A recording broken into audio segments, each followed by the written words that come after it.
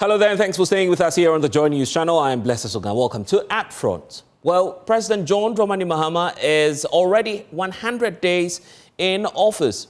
After his swearing in on January 7, we know that the president is gradually inching closer and closer to his promise of a 120-day social pact, which the president says will be the founding principles for his government in terms of what he promises to achieve and to lay the foundations ahead of the 4-year journey. But what we do know is that the president, while making that promise, is on the 100th day achieving some more promises that he's made to the people of Ghana. And as you can see in the background there, the 1 million coders program, which the president says forms part of his broader promise. While all of this is happening, the governing NDC is readying itself to render a full account on the 20-day social pact. Meanwhile, the New Patriotic Party, and as you can just see in your shots there, the former President Nana Addo Dankwa Akufo-Addo and other officials are arriving today at the Alisa Hotel and reflecting on why possibly the New Patriotic Party may have lost the 2024 general elections. And that's forming the basis of our conversation tonight here on UpFront, where we've got a number of reactions for you as to what's happening today, with a number of stalwarts from the New Patriotic Party sharing their thoughts on what may have gone wrong during the 2024 elections, whilst the president is also busy working as hard as possible to meet his deadline in the next 20 days from now.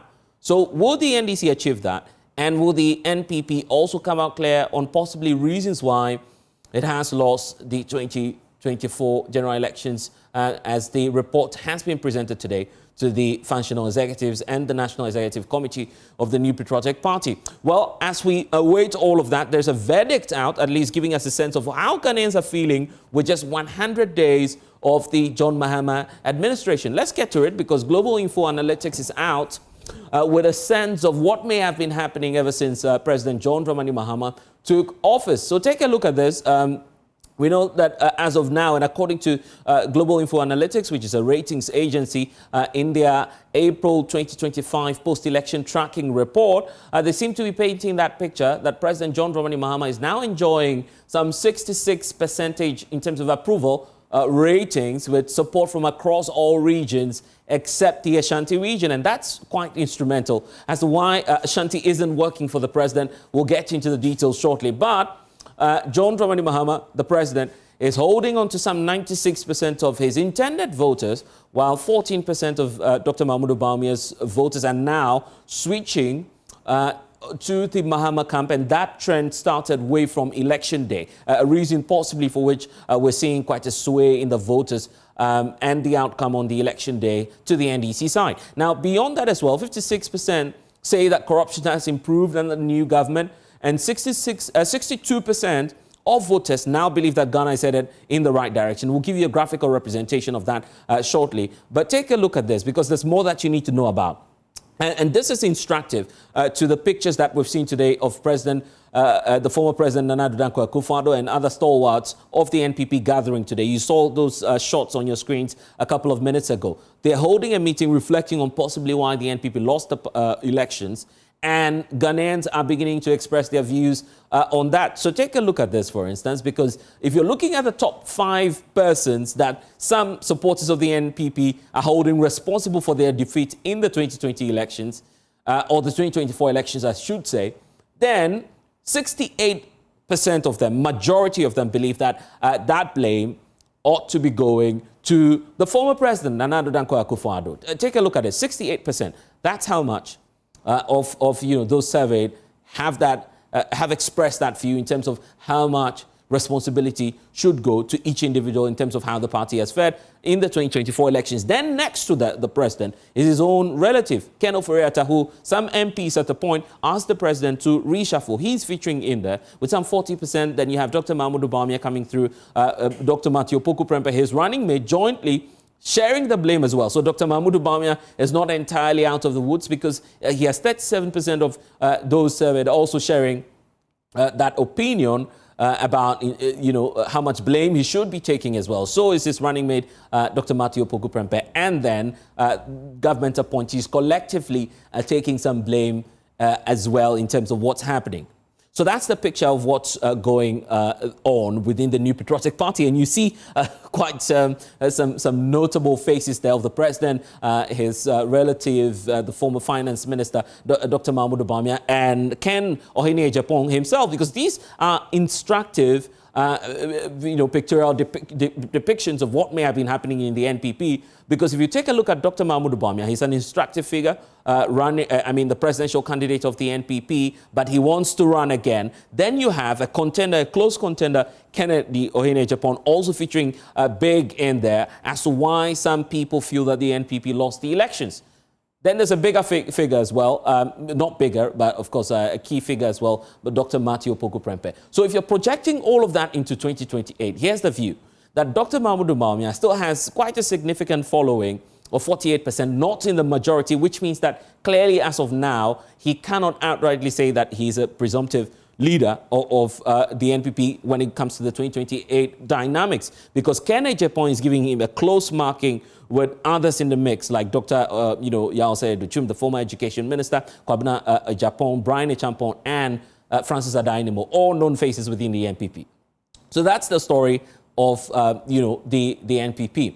But let's move to the NDC side, because yes, although the approval ratings appear to be high for the president in 100 days, there are also faces emerging within the NDC that we need to take a look at. Now, this is what Global Info Analytics is telling us, that if you're indeed doing the consideration, His Excellency, Her Excellency J. Nana Opoku-Agyeman, the professor, who's now vice president, could be a favored person in terms of the considerations amongst NDC supporters and beyond as to who might lead the party in the 2028 elections. Haruna Idrisu is following closely, but one surprising factor is Johnson Asiedu Nketia, who happens to be the chairperson of the NDC. He's also coming up, and contrary to the belief that he may have, outmoved all of these people on the scale, surprisingly, he's last on the list, and we'll get more from Global Info Analytics on why all of this is happening. And this is instructive because if you take a look at what Ghanaians were perceiving as of October of 2024, now they believe, for instance, that things have slightly improved. As of October 2024, only some 31 percentage points of people felt that the country was moving in the right direction. But if you're talking about the reality as of today, 62% of those people feel that things are headed in the right direction. So that's the situation that we have there in terms of, a stark difference of what was happening as of October 2024 and now April 2025. So what would all of this translate into? I want to show you what you need to be on the lookout for next, right? Because this is crucial for any political party that wants to understand the dynamics of what's happening. Employment is a big matter. Those who are unemployed matter a lot in elections because they also are in the voter category. They are of age and would want to work. But if you look at the trends now, it appears that the NDC is suffering some slight defect in terms of approval ratings from persons who find themselves to be unemployed. The case is not the same for the NDC when it comes to young people and the student population. Surprisingly, they have a higher number there as opposed to the NPP, which is losing a lot more of voters or the voter population in the younger age bracket. And that's why we are looking at, the 100 days in office for the president, and why, of course, the NPP is also having some dynamics in terms of its demographics, right? There's new changes and people moving away. So it's a good time now to bring in, of course, Musa Dankwa, who is with Global Info Analytics, joining us from London now. Thank you so much, Musa. And it's been a very, very, very tough time for you, looking at how we moved all the way from the election period now to where we are now. But you're still on with your work. You're receiving backlash for it, isn't it? And kindly unmute for me whilst you make the point, Musa. Yes. Can you hear me? Loud and clear. Right. I think the issue is that people expected us to go silent, to go quiet after the elections. But as posters, we cannot have a holiday. Our work continues with or without the support of any political party. We just out there to collect data. So that's what we'll continue doing until the next election. And let's get into it then, because the second to last data that's quite instructive, talking about the employed, unemployed category and students and what they think about the political parties. Whilst, the unemployed are swaying a bit away from the NDC, the NPP also appears to be losing quite a lot in terms of the student population, the younger population. Why is that the case, though? I think if you look at the current leadership of the NDC, they reflect the population of the country. The country is young population, and the poll shows that about 75% of voters currently are around 44 years of age. And this is the average age of NDC ministers. So they see the ministers in their own mirror. So I think NDC is providing the youth with the means to see themselves in their appointees. And that is making NDC attractive for the young people. Again, I think the educational level of the voters, for example, those with the senior high and tertiary, has now swung towards NDC. And this young bracket of voters are tilting towards NDC. What's the implication largely for the NDC itself? Because yes, you might be attracting more young people. There will obviously be an implication. Now, the implication is that, look, it is unlikely NDC will go and elect an old man to lead the party when the party is very young and they have young leadership. That is the major implication we are seeing. I think if you come to the next data you showed about the NDC leadership, you could see that the younger leaders are now showing up, except the vice president, and the older ones are fizzled out. Interesting data you had there on the next leadership of the NDC. But before we talk about that, 68% or 66% plus approval rating for the president. Why is it as high? In just 100 days in office, people should be adopting the wait and see approach. Why is that not the case? No, you see, if you look at those who are saying Ghana is now headed in the right direction, that is about 60% of Ghanaians. And that translates to the approval of the president. The things he has done since he took office has given him that kind of support from the public. And it's cutting across almost every political party except NPP slightly. So you could see that there's a lot of goodwill for the president. Honeymoon period. I don't know how long this will last, though. And this is what I want us to do, because I want to bring in Benjamin Kwashe as well, who is with the NDC, Council of Elders Chair for the party in South Africa, joining us also from South Africa. Thank you for your time. But let's look at what's happening now. The president, as we speak, of course, fulfilling one of the promises he's made, a key one, the 1 million coders project, which he was apt to earlier today. But for you, Benjamin, the point is that you still have quite a significant challenge to deal with, that the unemployed, although you're doing this 1 million coder project, are drifting a bit away from your party. They are impatient in terms of job creation. Thank you very, very much, Blessed, and a very good evening to our listeners out there, and also a good evening to my good friend Musa. I think that we understand and acknowledge all the concerns coming from our unemployed youth, who obviously feel that the pace of change in terms of what the NDC promised them has not met their expectation. That is something that the NDC doesn't joke with, because look, Blessed, we came into office on the back of a 24-hour economy that we promised. It is our flagship program, and the 24-hour economy remains the cornerstone of our economic recovery plan, and also to do with our agenda when it comes to job creation. Look, looking at the data as presented by Global Info Analytics, we cannot but say that we need to do more. And like he said, we are no longer in the honeymoon period. President Mahama has hit the ground running. There are a lot of things that he has done to ensure that this 24-hour economy comes in full swing, so that our graduates, not only of the NDC, but of Ghanaian youth across board, are employed. Look, we can see a bit of what is happening with the 24-hour economy when we look at the passport office, and also when we look at DDLA. You can appreciate the fact that somehow these people are working beyond the 24-hour period that we know that they are supposed to work. So yes, we understand that the feedback is not as we wanted it to be, but the NDC and President Mahama have taken into consideration. This is just clearly showing that the NDC has a lot more to do in terms of job creation, because that's what you promised the people of Ghana.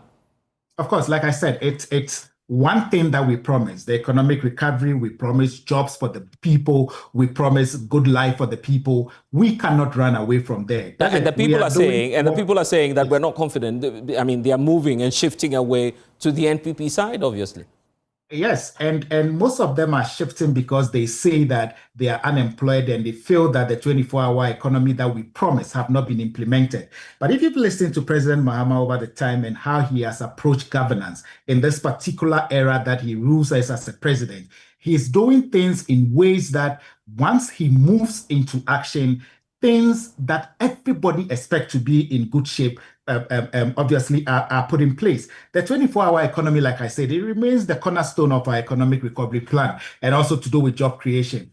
Blessed, we are not as a party conversant or happy with the fact that we've not been able to employ a lot more people than we expected to employ. Look, the opportunities are being created. Today, the president launched the CODES program. And I believe that in the days and weeks to come, more initiatives like that. The YEA has launched a lot of avenues, the National Service Secretary, all of them. But we are saying that we understand the frustration is there. And we promise Ghanaians that we promise them to deliver employment for them. And that is exactly what we are working towards. And for you, Musa Dankwa, the point is, and I need to state at this point that we've just been joined by Richard Ahyangba, Director of Communications for the New Patriotic Party. Richard, it's good to see you. Your good friend, Musa Dankwa, is on with us. But before we get into that, Musa, the point is that every single passing day, it appears that the NDC will be losing numbers in terms of job creation, because that's how impatient people are when it comes to the issue of jobs, because they are gradually moving away. In just 100 days, look at the significance in terms of how the ratings has dropped for the president. No, this is the baseline. We haven't got a number before this polling data. Right. So going forward, we will monitor this baseline and see how the numbers perform.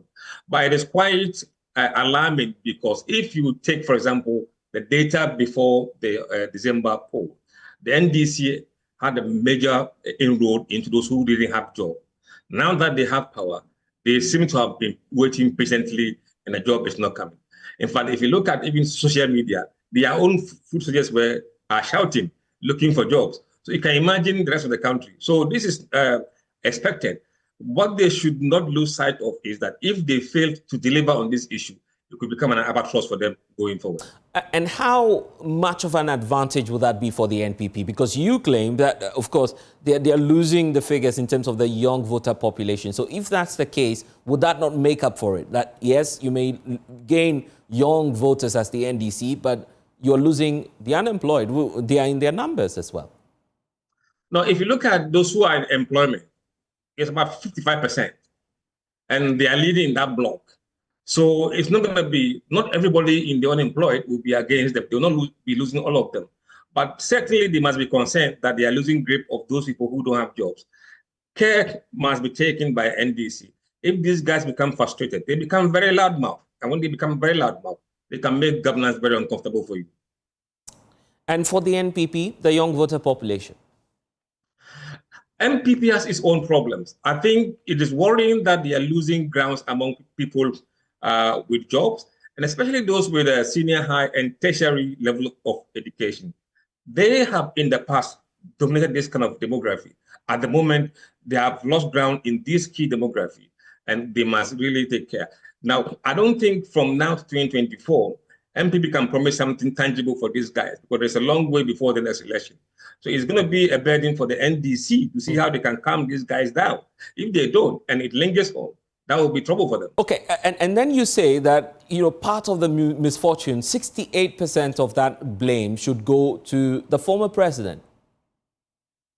Yeah, it is unanimous across all political divide. If you speak to those who are NPP voters, in fact, that number is 59%.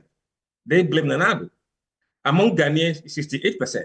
So clearly, this is not debatable. Ghanaians are blaming Nana Addo, and NPP also blaming Nana Addo.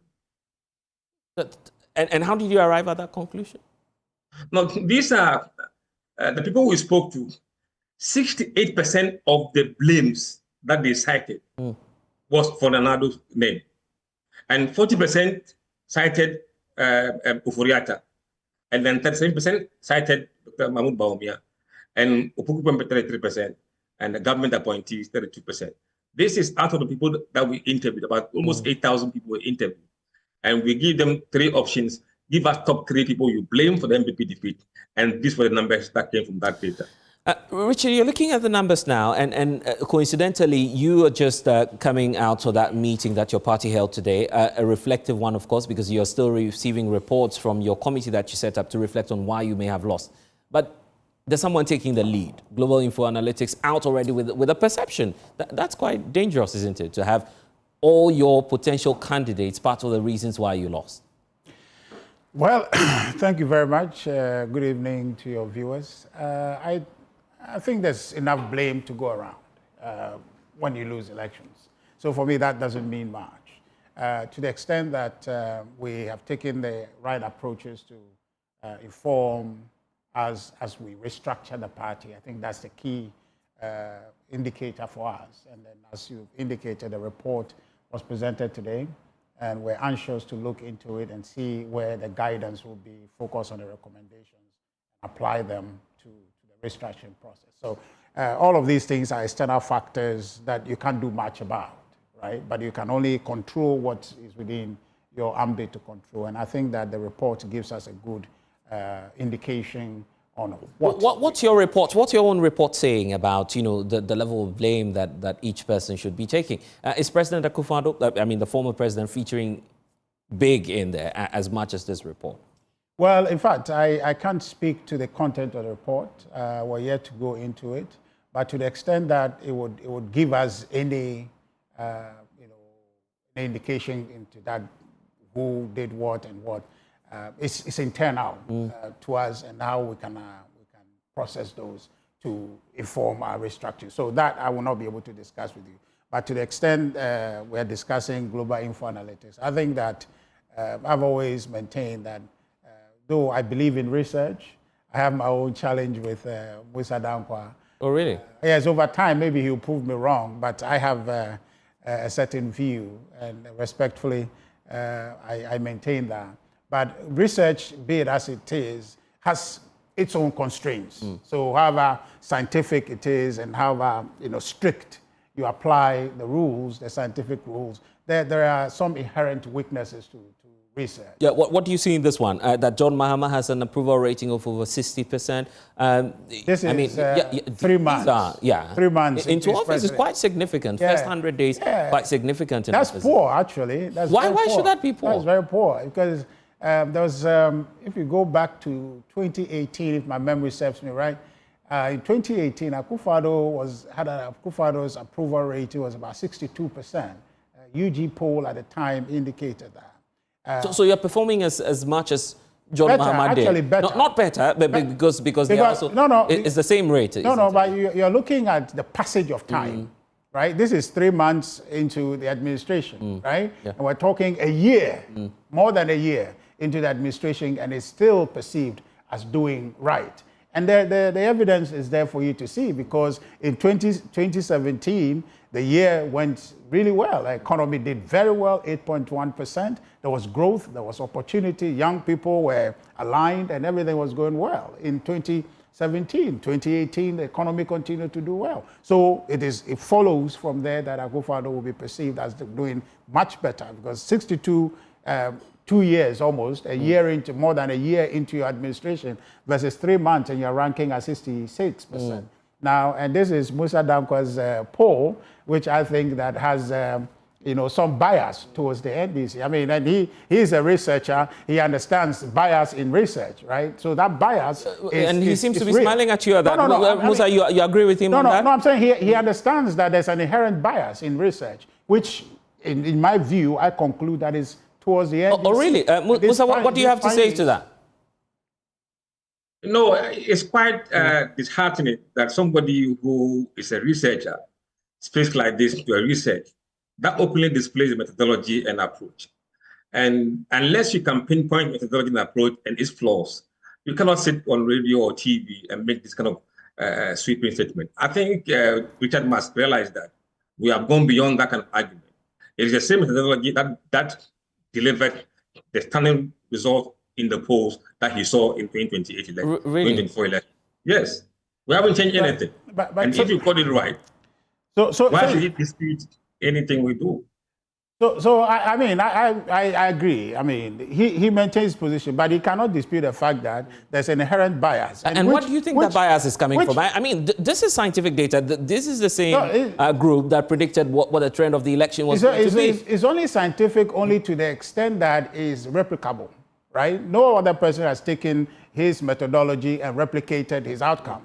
You understand? And in analyzing research, you can't just go off on one, especially those of approval rating. You can't just go off of one research, right, or one finding. You need more than one finding to confirm the same position. So for you, the NPP has outperformed what John Mahama is doing in 100 days compared to what President Akufo-Addo did in his first 100 days. Well, if you do that comparison, you would. But it's not even about who performs or who didn't perform. It's about whether or not the people are happy, okay, with what was promised and what is being delivered. And clearly, there's an indication. But who did he talk to, right? If you talk to all the CSOs who were in the civil societies canvassing for Galamsey fight, right? Today, they've made two fundamental requests of the president. He has not been able to deliver. But meanwhile, in the campaign, he said he was going to deliver. People in that crowd, they don't approve of him.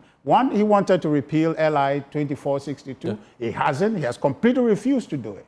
Right? Completely. He's amended on record. He's refused to repeal. But he's amended portions that the conversation is not about repeal. It's not about amend. It's about repeal. He has refused to repeal it. So he's not a listening president on that score. Number two, in opposition, they were canvassing for a state of emergency to be imposed to deal with Galamsey. Today, he has refused absolutely, not even equivocating about it.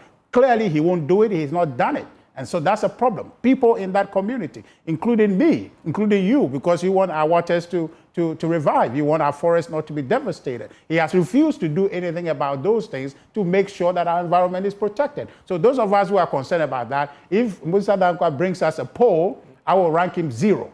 You will rank him 0 on that score. No, you don't have to be speaking for me at this point. No, I'm not saying maybe you won't, but I would, and a good number of your people who are concerned about environment and Galamsey would rank him 0. Okay.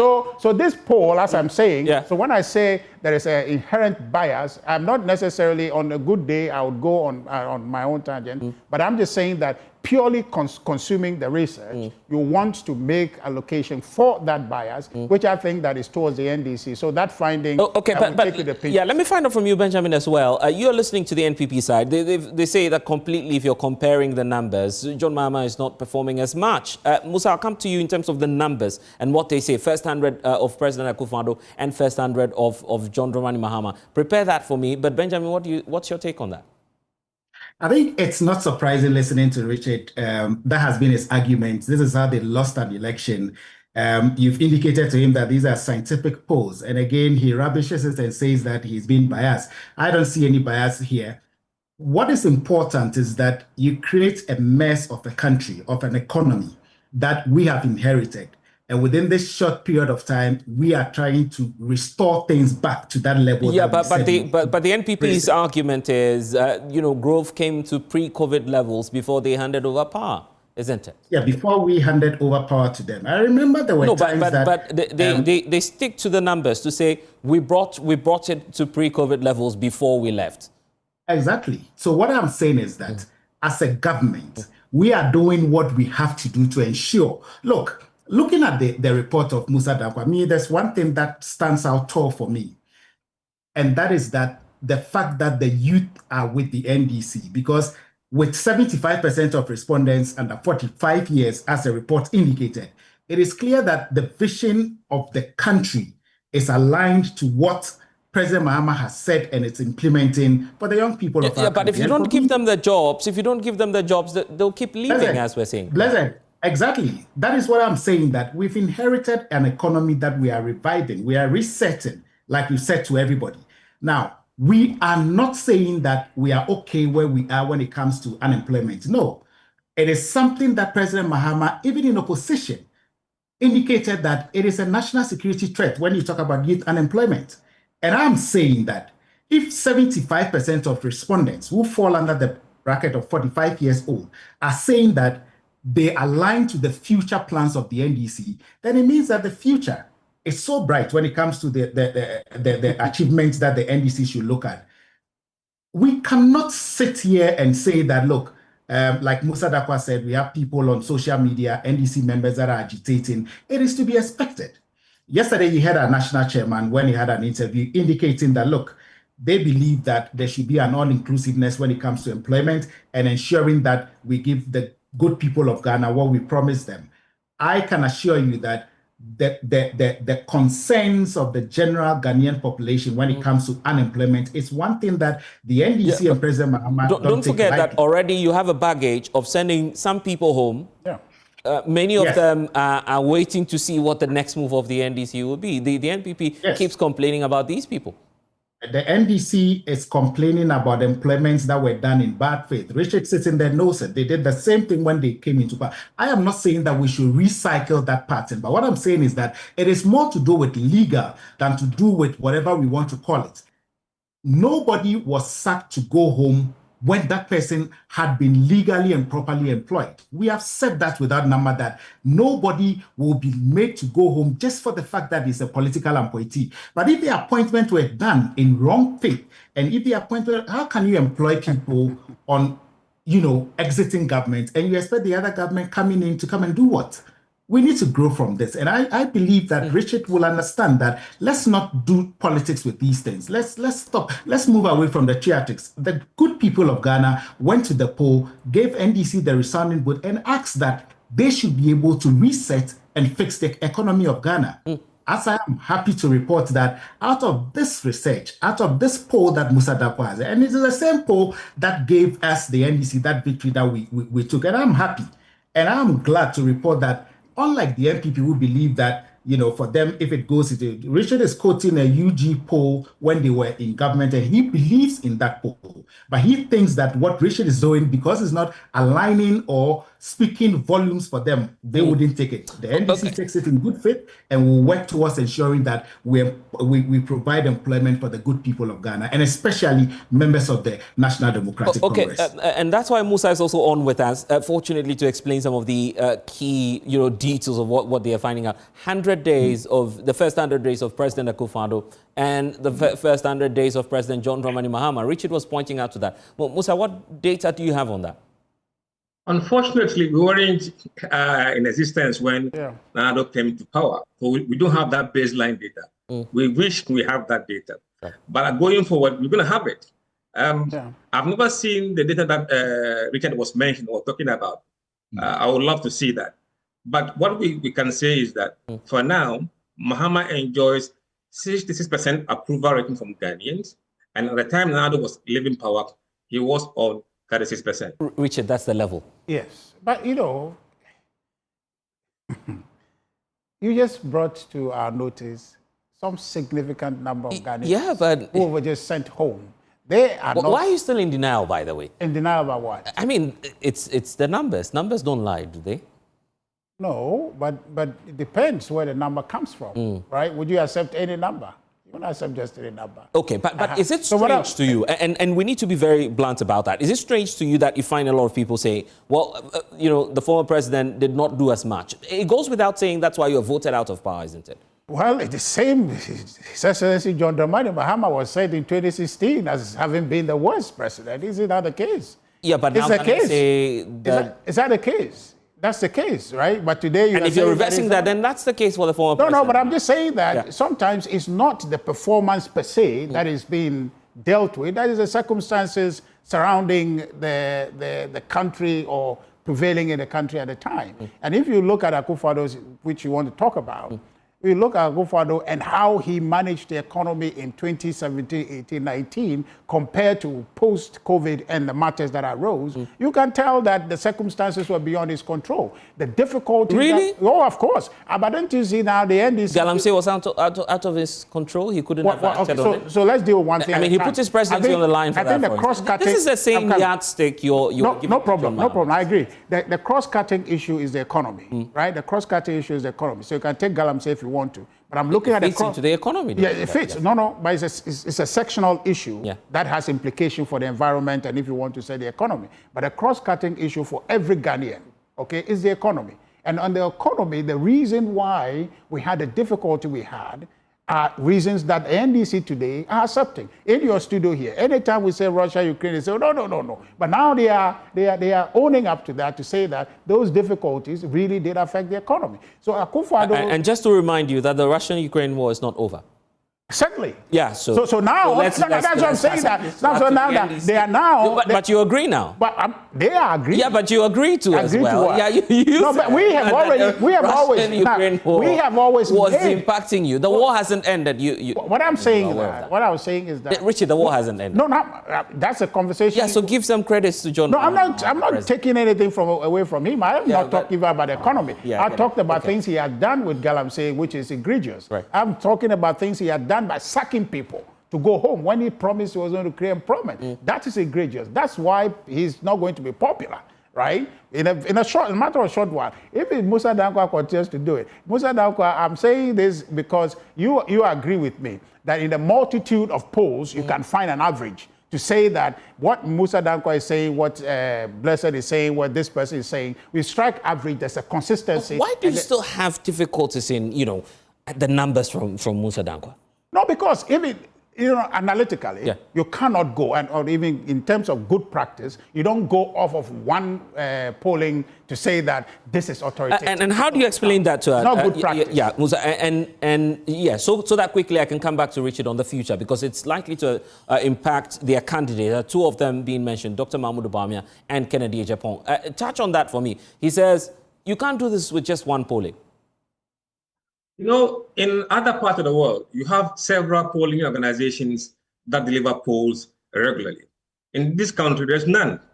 Secondly, what we do is we track our polls. There will be another poll in 90 days, another poll in the next 90 days. So we'll be able to establish a trend line. If this one is a fluke, the next one will show a trend line. So you agree with him that it's likely to be a fluke then? No, I mean, we are the only ones here. Who else is doing so this? If you are the only ones, we believe you because you are the only ones? And that's, no, we put out our methodology clearly out there.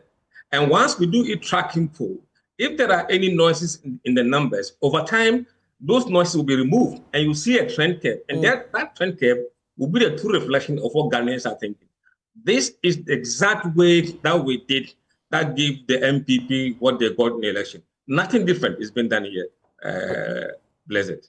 Well, I mean, time will exonerate or convict. Yeah, but the time we're talking about, if you look at, and if you want to be minded from what they're telling us, you have two of your likely candidates, potential ones. They were close up in the last primaries. Dr. Mahmoud Bawumia featuring in there as part of the reasons why people believe the NPP has lost the elections. Then you have Kennedy Agyapong in there, also taking some blame. And then you have Dr. Matthew Opoku-Prempeh as one of the individuals also being singled out. If you have all of these names, big names of the NPP featuring in there, how would they be able to come out from your electoral defeat? And how will you be able to control the narrative going into the future then? Well, I just told you, His Excellency John Dramani Mahama was seen as one who should not ever win election in this country. He's won election. So these are momentary or in-the-moment type of feeling people express. And there's a snapshot of time. It's not consistent. People don't hold these emotions. Yeah, because if you bring a rematch, they are saying, and that's according to Global Info Analytics, that Dr. Mahmoud Bawumia will still lose. Lose against who? If it's John Mahama then. Well, is he going to be John Mahama? He's not going to run again. So, yes, so you can't begin to talk about that within now. his, but I'm just saying, I'm saying to you. You read the reports clearly, and there's that sense that Dr. Mahmoud Bawumia may not even gain majority of the votes if he's to run. I mean, a general election. No, for the primaries again, right? Because you would have been somewhere around 48%. That's indication from the Global Info Analytics. Now you know that you know clearly. Also one of the things that should be taken into account is that the next time we vote for our flag bearers, it wouldn't be this electoral college that votes for them. So he hasn't spoken to the people who make the decision. So that cannot be said to be valid. It's just so that's people's thinking. So if you went into a primaries now, you're telling us that Dr. Mahmoud Bawumia would have crossed the 48% threshold. Absolutely. I have confidence in him. I think that he can do it. I mean, it is a contest, however, but I don't see anything inhibiting his performance. I mean, that's the poll that he's got, but the truth is that the electoral college we have now is not going to be the electoral college that votes in the next election. You understand? To select our flag bearer. So in any case, it could mean that he will do very well, or will do average, or not do well at all. The point I am saying is that he has not spoken to those people. So this cannot. In fact, I wasn't paying attention to that. And so, Musa, you might want to respond to that for me. The fact that this is an electoral college system, and clearly, if you're going by what Richard is telling us, you may suffer some defects, isn't it? No, it is not. It's not a defect. Okay. We didn't say this as delegate. We didn't say this is what he got. Right. We said that Ghanaians prefer this person to lead this party by this percentage. That percentage he gets may be a guide, because if you normally go against what people are looking for, then you have the price to pay in the general election. It's just a guide. It doesn't say that this is what Bawumia will get in a delegate. And 48% is such a low mark for someone who wants to lead the NPP, because you're invariably telling us that Dr. Mahmoud Bawumia may have some challenges, a tough one, if he's to run again to lead the NPP. Is that the challenge you're saying? Actually, if you look at this data, it is no different from when the same data was collected at the early part of the NPP primaries. It was around the same, I think 47%, and Ken 25%. And in the end, we saw how the race went in the general delegate pool. So this is no different from what we saw a couple of years ago. So Ken may overrun Dr. Mahmoud Bawumia, is that what you're saying? No, what we are saying is that it could be very tough elections for DMB even in the delegate, because if there is consolidation of the candidates and we have head-to-head, it will be very, very tough. Okay. But at the end of the day, we expect Bawumia to edge out. Okay, I'm leading this to the national picture. So let's look at the NDC side as well, because there's a projection for the NDC side where you're saying that they may not go in for an elderly person in terms of the age bracket. And that's why perhaps you're saying that we have Johnson Asiru Nketia at 13%. There you have it on the screens, right? Johnson Asiru Nketia at 13%. And what's explaining, that is the science we're struggling to get, as to how Professor Jane Nana Opoku-Agyeman is leading on that chart. How is that happening? Well, that's what Ghanaians are telling us. They're saying that if there's going to be a race for NDC leadership and she is contesting among the rest, she will be on 33%. Then you have Haruna Iddrisu 24%, Atufosin 16%, and then Kujita Blackwater 13%, and Jena Mosquito 13%. And why these names, by the way? I'm very curious about this. Why these names? No, you see, you have to have a blend of the potentials. I mean, Haruna Iddrisu has been majority leader before, Atufosin minority leader before, minority leader before, and now Minister of Finance, Haruna Iddrisu, Minister of Education, Ablakwa, Foreign Affairs. So these are the top leading young guys who are holding high portfolios in the NDC. We don't believe that the NDC youth, I mean, these are the top three. Don't think anybody else can outstage these three people. Interesting. And then we have the incumbent vice president who is there. She hasn't said she's going to contest, but it will be a disservice for us to exclude her until we hear from her. Interesting. And then we have Jena Mosquito, who is also a very formidable figure in the party.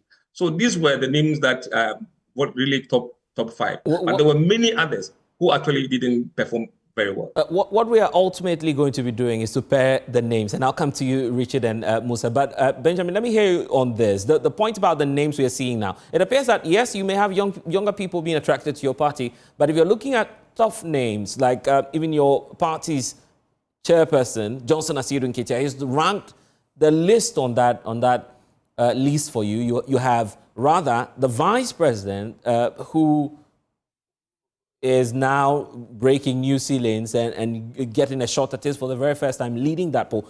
Are you confident in such a ticket? Maybe Professor J. Nana Opoku-Agyeman against all other factors, because we were not sure of who the NPP. I think the NDC will decide.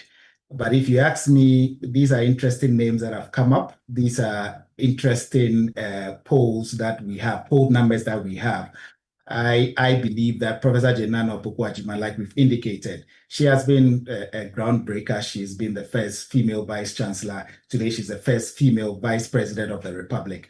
I think that she's a good candidate. I think Honorable Haruna Idrisi is a good candidate. Zatu Forsen is a good one. You're being diplomatic here, isn't it? Because these are very tough names. What I'm trying to draw here, it's just simple. It's early days yet in our governance. It is early days yet that we formed a government. In fact, the president has not even finished with forming his government. I think that we shouldn't go into the discussions as a party.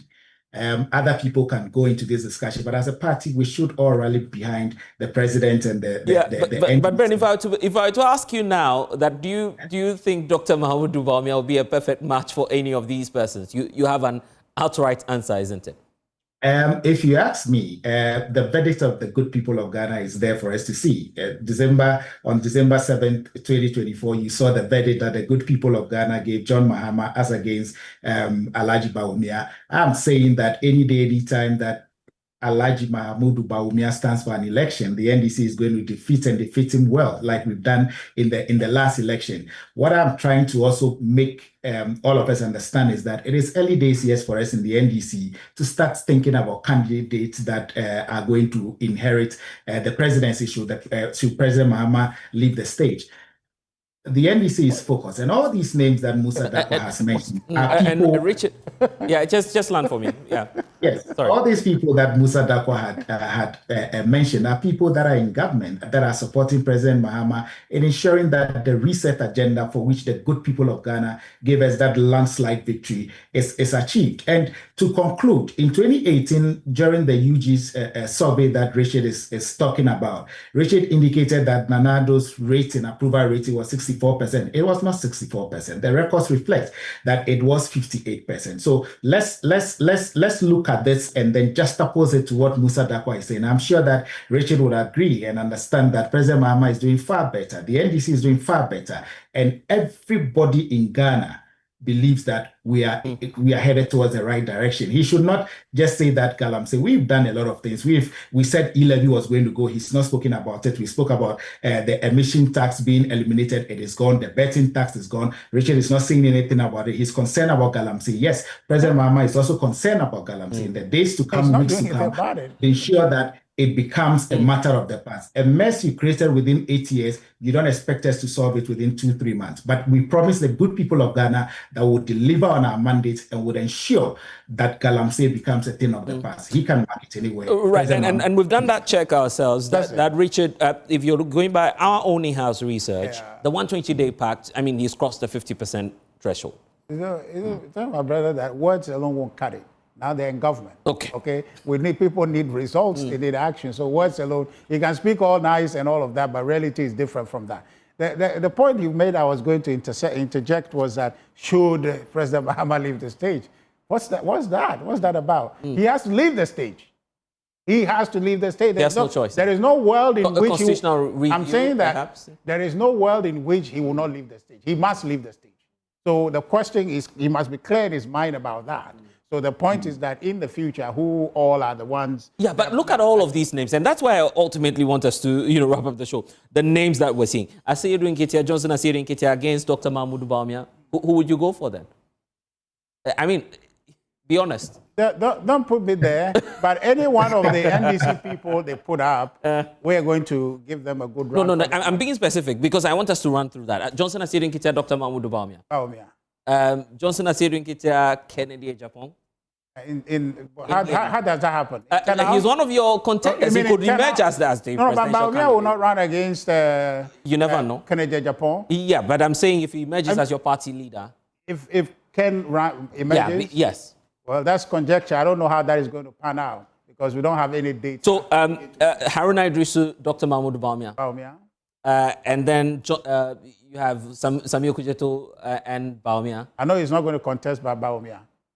Hey, interesting. Kennedy Ejapon, Haruna Idrisu. Kennedy Japan.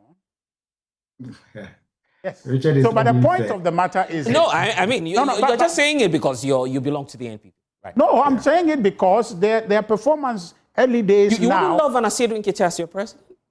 Oh, no, I mean, if he becomes the president, he's the president. I won't... No, but so before he becomes... I'm saying that before he becomes the president, that's where... Okay, so you want Dr. Mahmoud Bawumia to become president before Johnson Asiru? No, if I want Bawumia to become president. Before Haruna or before who else? Whatever that is, okay. We're dealing with what is before. I see you're not but I'm just saying that. Right. I'm just saying that right now, the NDC is performing abysmally. My brother, I like him. He's talking all aspirational and things. But you see now, aspiration will not do it.